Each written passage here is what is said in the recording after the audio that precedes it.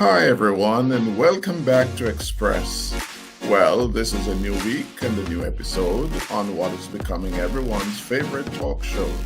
You'll agree with me that it is encouraging, exciting, profound, real, energizing, sensible, and sensitive. This is what Express is all about, and much more. So, without any further delay, please help me welcome back to the stage the beautiful, expressive, talented, and savvy director of Express. She's called Carolyn. Carolyn, take it away. Welcome to another episode of Express. I am your host, Carolyn. It is great to be back. Our goal here at Express is to give you hope while you listen to each story that we present. Please don't forget to subscribe to my channel so that you will be notified of all content every day, anytime. I know you love the show, so please share so that others can benefit as you have. Today, our guest is Pastor Jermy Arnold. Pastor Jermy Arnold, hails from Belize, and he lives in New Jersey right now. This man, from birth, he's experienced miracles and miracles after miracles. He is a man of faith. He believes in God, and every day he sees God's blessing. He's now at Preston Theological Seminary pursuing his master's in divinity. Let us all welcome Jermy to the show. Good evening, Pastor. Good evening. Jermy Arnold, how are you today? I am giving thanks. I am alive, so there is much to give thanks for there. It is a privilege, really an honor and a privilege to have you on my show today, the People's Show. And the reason why I say the People's Show, because for one, if you weren't here, we couldn't have a show. Last week, you weren't able to make it, and I'm glad you're able to make it today. And for those who are out there watching, please hold tight. You have a testimony to hear. Okay, so great. So, Jermy, where are you from? I am from Belize.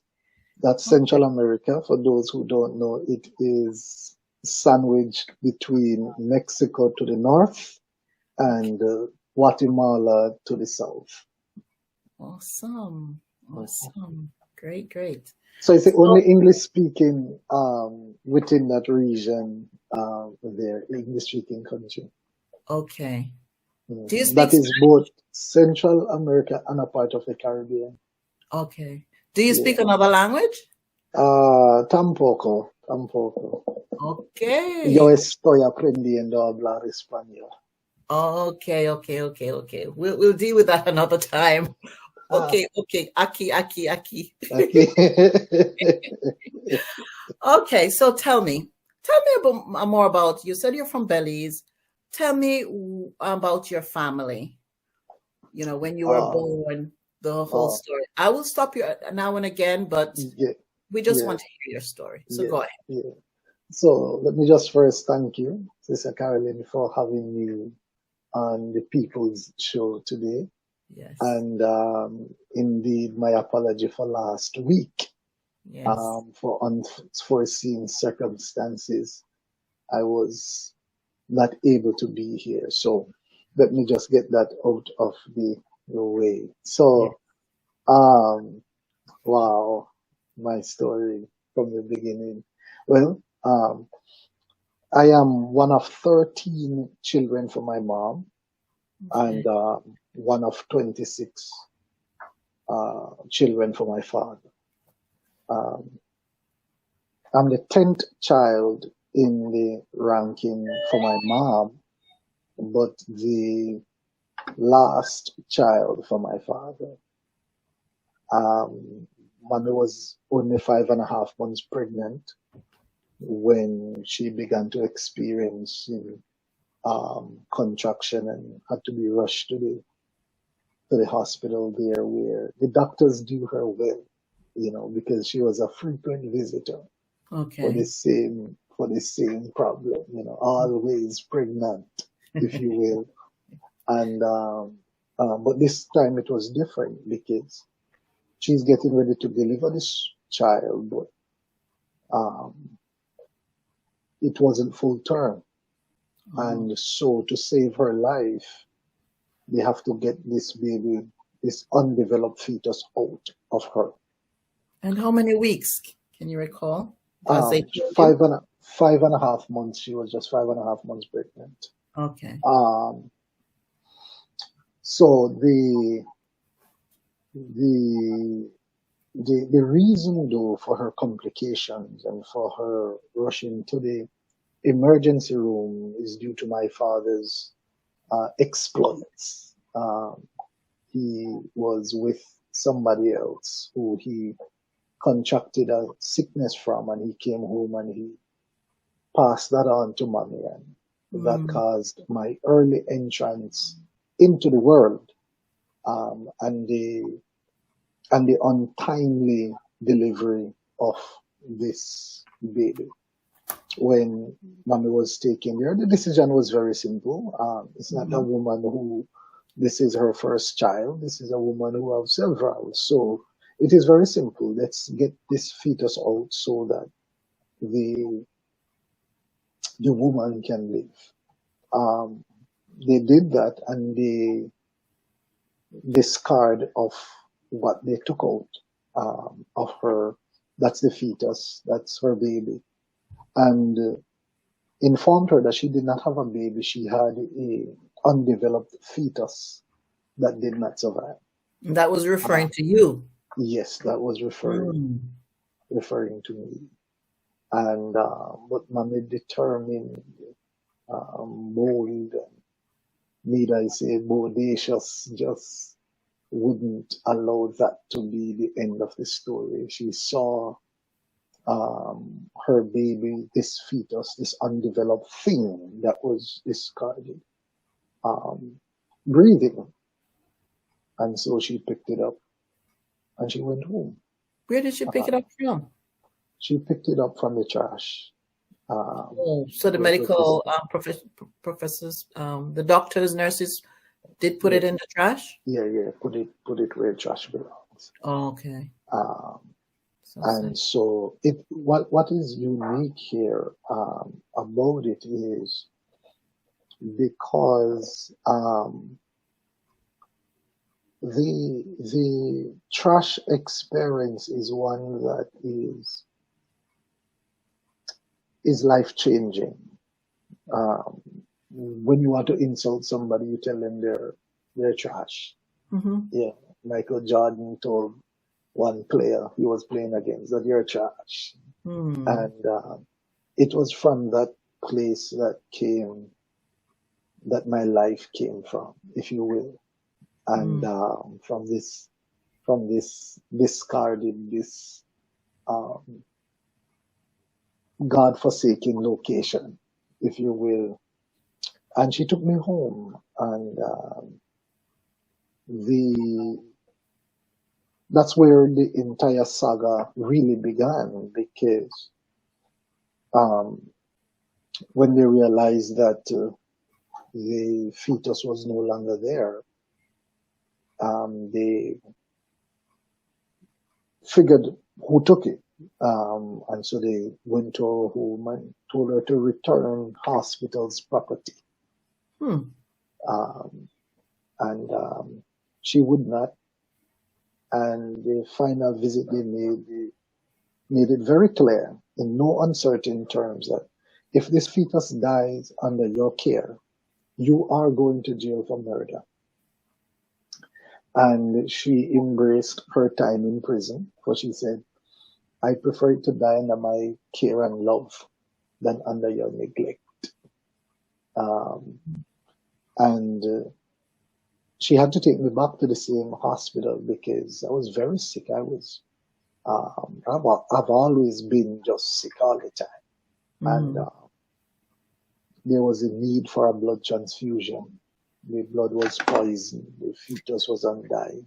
And can you remember when did they say they took you back? No. How How long after? how No, long? I don't Yes, remember. you Yeah, I don't don't remember. remember. But it Okay. was days. It Oh, wasn't. days. It wasn't like weeks or anything like that. Days. It was in close succession of their visit that they had to take me back. And the doctors explained to her that this is just the way it is. The fetus will die. But to appease this crazy lady. And secondly, my sister made mention too that when they got to the hospital, they were informed that there was no blood in the bank. And the doctor was explaining to them that without a blood, we cannot perform what is needed. But then somebody informed them that there is a blood, but this blood is unscreened. It has not been tested yet. It is a blood that we don't know if it is good or bad. And mommy said, she told them, give it to him because the blood is already screened by heaven. Give it to him. And what a faith. And just to appease this crazy lady, they did it. But they knew fully well that this is just out of mere, need I say, courtesy or just to help somebody to get closure. But it wasn't in the attempt to save or preserve a life. And about 11:30, my sister said they finished, and the doctor informed them that, hey, don't get too hopeful here because protocol was not followed. And by midnight, the latest, this fetus will die. 1 hour exactly after midnight, that's about 1 a.m. They went to check, and the fetus was still alive. And the doctors, they said this is an interesting case, and they got on the phone with different countries, including Jamaica and Guatemala, to see how they can transport this baby, to see how long this baby can really live under medication. But my mother would not have it, for she did not give birth, in her words, to a guinea pig. But this is her baby, and she's taking her baby home. And she took me back home, and the process started again to return hospitals property. And they informed her again of the consequences for not doing so if this fetus should die.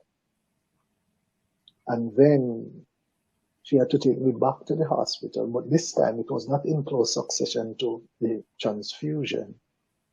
But again, for problems, health issues, given the fact that I was not developed properly. And so when the doctor did his examination, he found mommy that this will not survive. This child will not survive. At the age of 2, I was near 1 year old at the time. At the age of 2, the child will be totally blind. At the age of 3, the child will be crippled. At the age of 4, the child will be completely blind. And at the age of 5, the child will die. That was their diagnosis, not God's diagnosis. That was their diagnosis. And what is unique is oftentimes in life we get people who make pronouncement and make declaration on our lives. And we are affected by it because we give them a power that only belongs to God. Yes. I remembered one doctor in Florida. I went to Florida and I was sharing this story, and the doctor came to me and he said, Pastor, I am afraid to inform you that what you just shared is impossible. That could never have happened. I have been practicing medicine for almost 50 years, and that's impossible to happen. I said, well, you have been practicing medicine, but God has never practiced one day, yet He is the great physician. But Yeah. as if God had a sense of humor, the next day I was traveling back to school in Jamaica. And on my way to the airport, the driver, who was an elder from the church, got a phone call, and on the other line was the same doctor who asked him if I was with him. And he said, yes, Jermy is here. And he asked to speak to me. And he said, Jermy, I don't know if you can come by here. This is on my way to the airport. My flight is about to leave. He said, Jeremy, I don't know if you could come by the hospital. My daughter fell down the stairs. She's only 5.5 months pregnant. And the baby, we had to deliver the baby. And I just believe that from one fetus to another, if you pray, God will hear. And I just laugh because sometimes until we're put in a position, that's when we become believers, if you will, of the miracle working power of God. And I did go and I did pray. And that baby is still alive today. That baby is healthy. That baby is moving around, and that baby is still alive today. And I just wanted to interject that because I want people to understand that your story is your story. Your journey is your journey. Your experience is your experience. And many times we try, like Joseph, to convince his brothers, convince those around of our gifts, of our purpose, of our story, when it was never made for them. That's why they sold him into slavery and Egyptian captivity. But separate and apart from that, it is your story, it is your truth. And I just believe that each one of us have a story. And I believe that we connect to each other through our stories. I believe that I believe that too. Yeah. People need that. People need to know that there is a God. People need to know that despite your faith tradition, that there is a being who does the impossible. I have a best friend. I mean, I'm digressing a bit, but just permit me. I have a best friend who's an atheist, and he doesn't believe anything in God. And it was last year in the height of COVID. His wife and daughter was returning home. This happened in Jamaica, and there was a traffic accident, and the both of them died. Wow. And he called me, and he was in tears, and he was broken down. And in all of our years together, I have never tried to give him a Bible study. I've never tried to convince him of the existence of God. But whenever I testify that it is only because of God that I am here able to testify. But he said something to me that I will never forget. He said, Jeremy, I now understand why you believe what you believe. Because if this world is all that we have, and I have lost everything that I have, and there is no hope, then I am one of the most sorriest, miserable human beings. But your message of hope, the hope that I can see my wife and daughter again, that is important for me. And that's where his Christian journey began. Albeit it was under painful circumstances, but nonetheless, like my entrance into the world, not the best, but God in God's way, just know how to maneuver things to bring us to a place of encounter and of experience and of a story where we can encourage each other. Wonderful. Great. So let me ask you, going back to the story, and thanks for mentioning that. What about school? Were you able to go to school? Did Oh, you learn, you know? no, it's amazing that you ask about school. I was to die at the age of 5, according to the practicing physicians. But at the age of 6, I began elementary school. I began primary school. Hmm. I was not with a cane because I was not blind. I was not wielding because I wasn't crippled. I was I was not in a special class because contrary to his diagnosis and the words he used, which is very derogative, I wasn't a retard in his Hmm. words.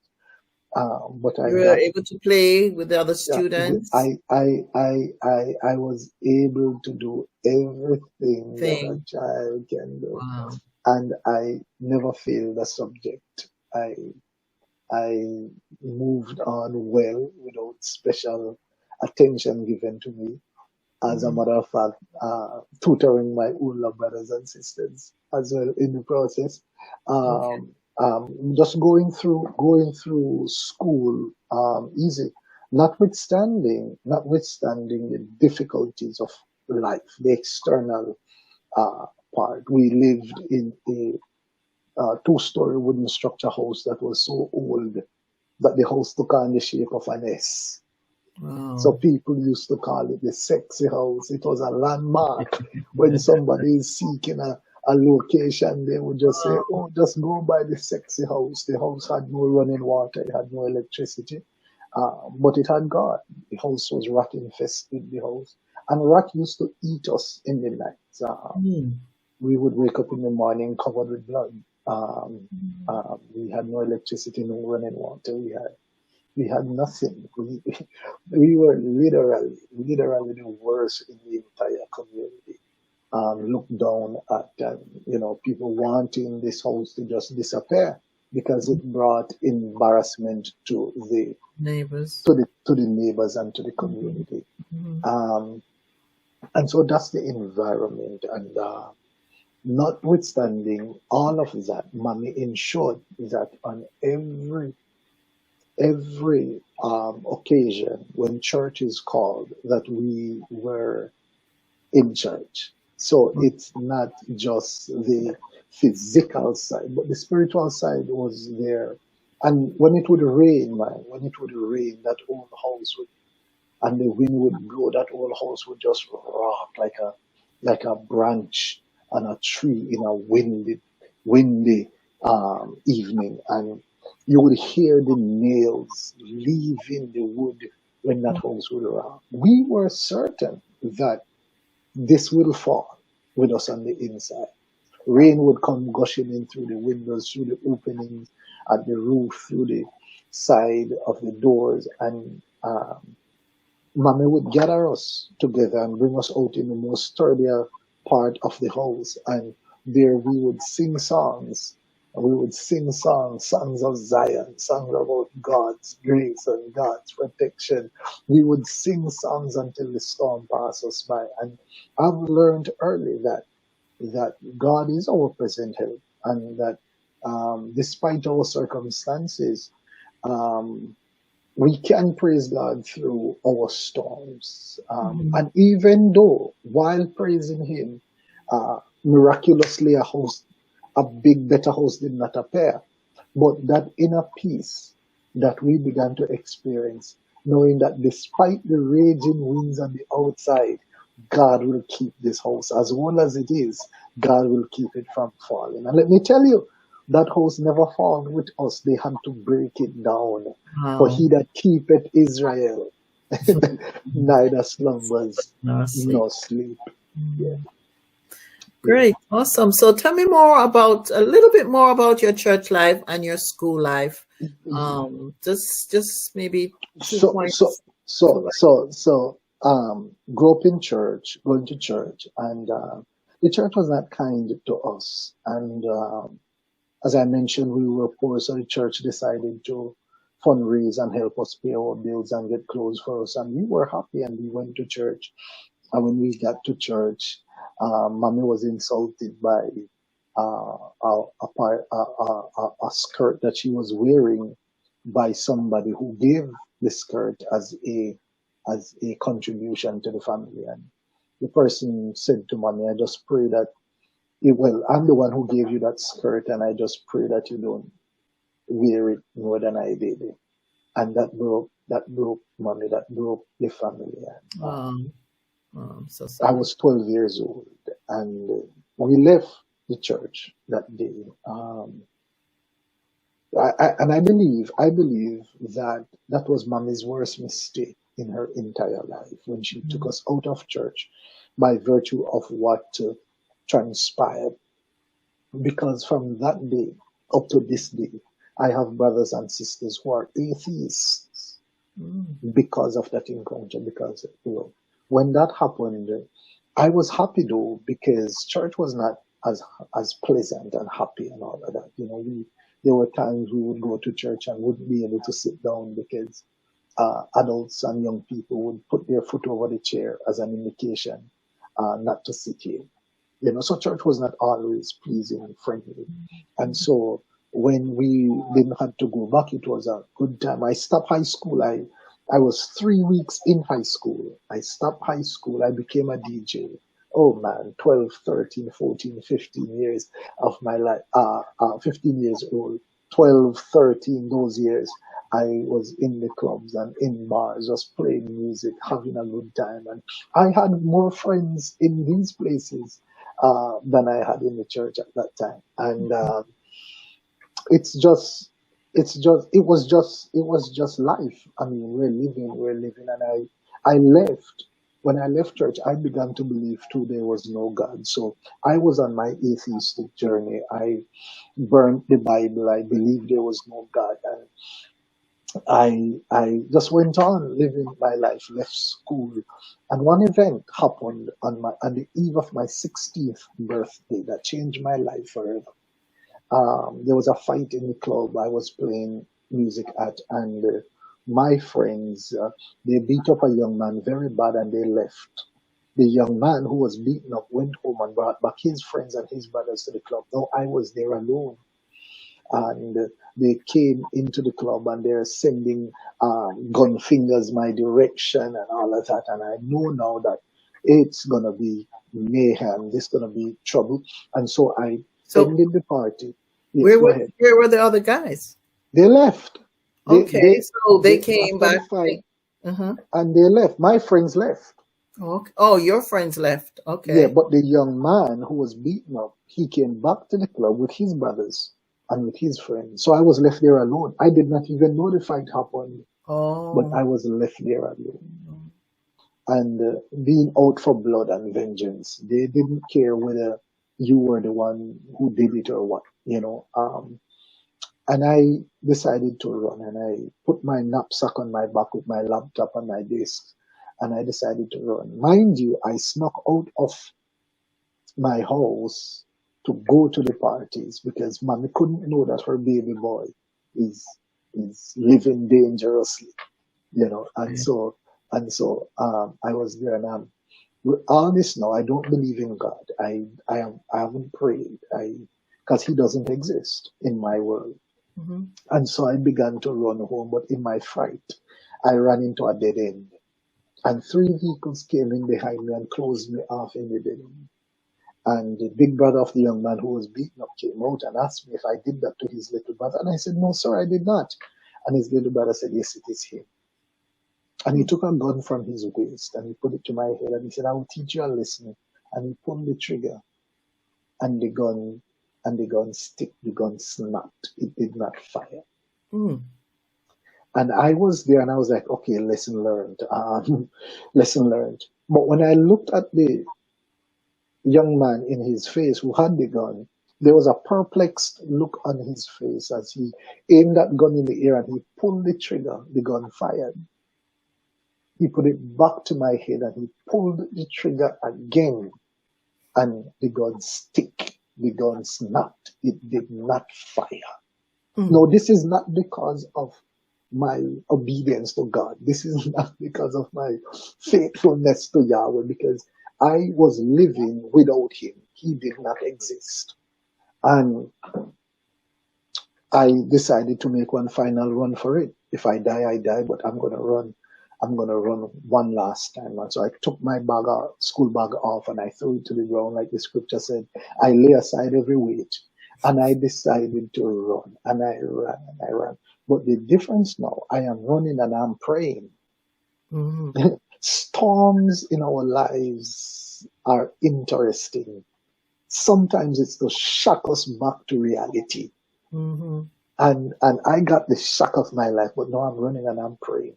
And in that prayer, I So were said to they God, following behind you? oh yes, the vehicles were coming, guys were running, they were coming in hot pursuit. I knew I was gonna die tonight. But I was running and I'm praying and I said, God, I make a covenant with you right now. If you're real, let me reach home.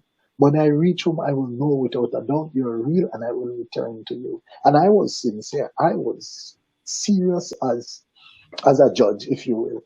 And I got home.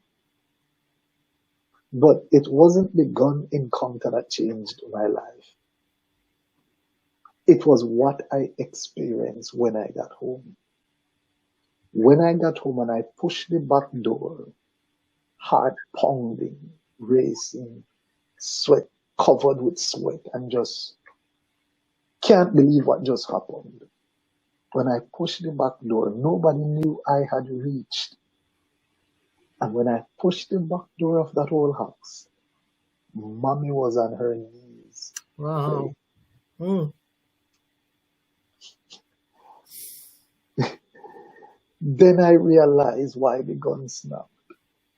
Not because of that, not because it wasn't my time to die, but because there was somebody at home holding the hands of God, pleading on my behalf. It was prayer that brought me home that night. It was prayer that took hold of my hand and ushered me back into safety. If I could say one thing to somebody, is pray. When the storm is raging, pray. When you can't understand what is going on, pray. When you feel like giving up, pray. Let prayer lead you home. Allow prayer to a mother. Pray for that child. To a father, pray for that child. And the same prayer, the same God who answered my mom's prayer and brought me home will do the same for you and for your family. Just trust Him and pray. And we're going to stop right there. This has to be a part 2.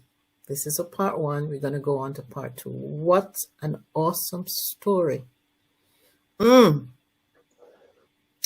This is a story for everyone to hear. So, as I always do, I always leave a thought. And my thought today is coming from Iala Vanzen. And it says, tell the truth about what you're feeling. Tell the truth about what you are thinking. Tell the truth about what you are doing and why you are doing it. It is only when you tell the truth to yourself about yourself that you can get the help you need to bring yourself into alignment to which God's true purpose is for you. Yeah. You know, today, I'm sure it wasn't easy for Jermy to tell his story, but I hope that someone, after hearing the story, will tell themselves the truth of how they're feeling and accept it and make a 180-degree turn. That is my wish. Thank you so much. This is Carolyn, the host for Express, saying thank you for stopping by, and we'll see you on Tuesday for part 2.